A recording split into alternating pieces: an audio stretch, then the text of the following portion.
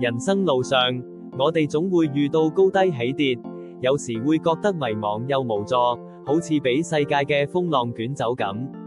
當我哋心靈疲憊，面對無法招架嘅困難，或者俾人傷害時，喺邊度可以揾到真正嘅安身之所呢？一個可以完全放鬆、絕對安全嘅地方。